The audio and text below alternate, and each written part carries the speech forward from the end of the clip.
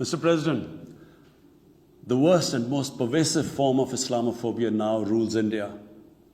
The hate-filled Hidutva ideology propagated by the fascist rss-bjp regime has unleashed a reign of fear and violence against India's 200 million Muslim-strong community.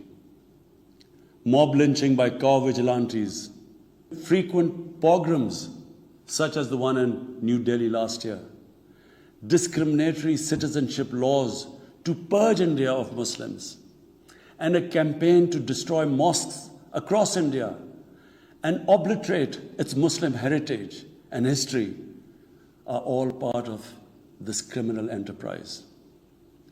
New Delhi has also embarked on what it ominously calls the final solution for Jammu and Kashmir dispute. It has undertaken a series of illegal and unilateral measures in occupied Jammu and Kashmir since 5th August 2019. It has unleashed a reign of terror by an occupation force of 900,000. It has jailed senior Kashmiri leadership, imposed a clampdown on media and internet, violently suppressed peaceful protest, abducted 13,000 young Kashmiris and tortured hundreds of them. It has extrajudicially killed hundreds of innocent Kashmiris in fake encounters and imposed collective punishments by destroying entire neighborhoods and villages. We had unveiled a detailed dossier on gross and systematic violations of human rights by the Indian security forces in occupied Jammu and Kashmir. This repression is accompanied by illegal efforts to change the demographic structure of the occupied territory and transform it from a Muslim majority into a Muslim minority. Indian actions violate the resolutions of the United Nations Security Council on Jammu and Kashmir.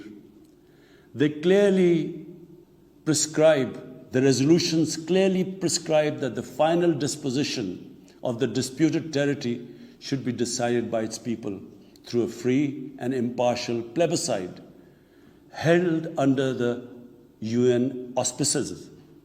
India's action in occupied Jammu and Kashmir also violate international human rights and humanitarian laws, including the 4th Geneva Convention, and amount to war crimes and crimes against humanity. It is unfortunate, very unfortunate, that the world's approach to violations of human rights lack even-handedness and even are selective.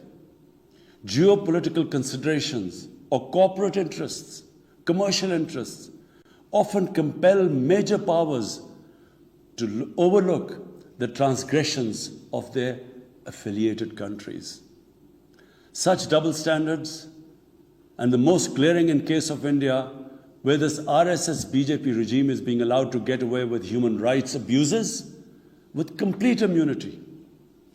The most recent example of Indian barbarity was the forcible snatching of the mortal remains of the great Kashmiri leader, Sayyid Ali Shah Gilani, from his family, denying him a proper Islamic funeral and burial in accordance with his wishes and the Muslim tradition. Devoid of any legal or moral sanction, this action has been against the basic norms of human decency. I call on this General Assembly to demand that Sayyid Gilani's mortal remains be allowed to be buried in the cemetery of martyrs with the appropriate Islamic rites. Mr. President, Pakistan desires peace with India as with all its neighbors.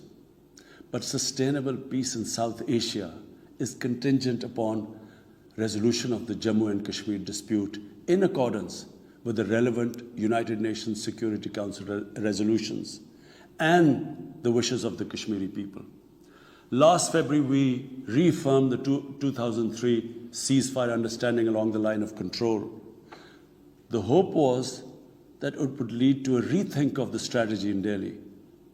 Sadly, the BJP government has intensified repression in Kashmir and continues to vitiate the environment by these barbaric acts.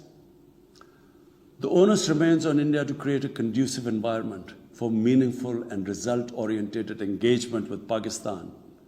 And for that, it must do, number one, reverse its unilateral and illegal measures instituted since 5th August 2019. Secondly, stop its oppression and human rights violations against the people of Kashmir. And three, halt and reverse the demographic changes in the occupied territory.